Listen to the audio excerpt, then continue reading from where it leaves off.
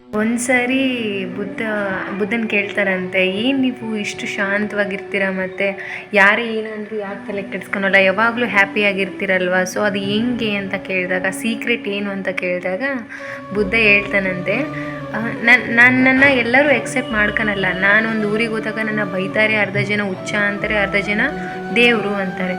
ಮತ್ತು ನೆಕ್ಸ್ಟ್ ಊರಿಗೆ ಹೋದಾಗ ಅಲ್ಲಿ ಬರೀ ಬೈತಾರೆ, ಹಂಗೆ ತಡ್ಕೊತೀನಿ. ಮತ್ತು ನೆಕ್ಸ್ಟ್ ಊರಿಗೆ ಹೋದಾಗ ಬರೀ ಹೊಗಳ್ತಾರೆ, ಅದನ್ನು ನಾನು ತಡ್ಕೊತೀನಿ. ಹಿಂಗೆ ಹೋಗ್ಬೇಕಾದ್ರೆ ಒಂದೂರಲ್ಲಿ ಜಾಸ್ತಿ ಜನ ಬೈತಾರೆ, ಅವ್ನಿಗೇನೋ ಹುಚ್ಚ ಹಂಗೆ ಹಿಂಗೆ ಅಂತ. ಮತ್ತು ನೆಕ್ಸ್ಟ್ ಊರಲ್ಲಿ ಅವನ್ನ ಹೊಗಳ್ತಾರೆ. ಸೊ ಅವಾಗ ಬುದ್ಧ ಹೇಳ್ತಾನಂತೆ, ನಾನು ಹ್ಯಾಪಿಯಾಗಿರಲು ಕಾರಣ ಏನು ಅಂತಂದರೆ, ಆಸೆಯೇ ದುಃಖಕ್ಕೆ ಮೂಲ. ಎಕ್ಸ್ಪೆಕ್ಟೇಷನ್ಸ್ ಅಂತೂ ಇರಲೇಬಾರ್ದು. ನನಗೇನು ಬೇಕಲ್ಲ ನಾನು ಅದನ್ನು ತಗೊತೀನಿ, ನನಗೇನು ಬ್ಯಾಡಲ್ಲ ಅದನ್ನು ಬಿಡ್ತೀನಿ. ಅದೇ ಒಂದು ಶಾಂತಿ ಅಥವಾ ಹ್ಯಾಪಿಯ ಸೀಕ್ರೆಟ್ ಅಂತ ಹೇಳ್ತಾನಂತೆ. ಇದರಿಂದ ನಮ್ಗೆ ಏನು ತಿಳಿಯುತ್ತೆ ಅಂತಂದರೆ, ನಮಗೇನು ಬೇಕು ಅದನ್ನು ನಾವು ತೊಗೋಬೇಕು, ಏನು ಬೇಡಲ್ಲ ಅದನ್ನ ಬಿಟ್ಟಾಕಬೇಕು. ಬಿಟ್ಟಾಕಿ ಮುಂದೋದಾಗ ಮಾತ್ರ ಹ್ಯಾಪಿಯಾಗಿರೋಕ್ಕೆ ಸಾಧ್ಯ ಅಥವಾ ಶಾಂತವಾಗಿರೋಕ್ಕೆ ಸಾಧ್ಯ ಅಂತ ಬುದ್ಧ ಅವರು ಹೇಳ್ತಾರೆ.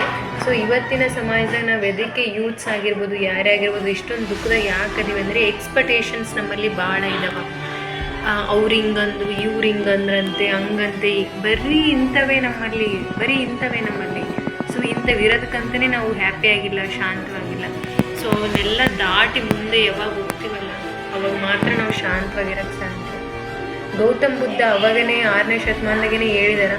ಬಟ್ ನಾವು ಅದನ್ನು ಅರ್ಥ ಮಾಡ್ಕೊಳಕ್ಕೆ ಎಷ್ಟು ಕಷ್ಟ ಆಗಿತ್ತಂದರೆ, ಇವತ್ತು ಪ್ರತಿಯೊಂದು ಸಣ್ಣ ಸಣ್ಣ ವಿಷಯಕ್ಕೂ ಬೇಜಾರಾಗ್ತೀವಿ, ಅಳ್ತೀವಿ, ಅಥವಾ ಇನ್ನೊಬ್ಬನ ದ್ವೇಷ ಮಾಡ್ತೀವಿ.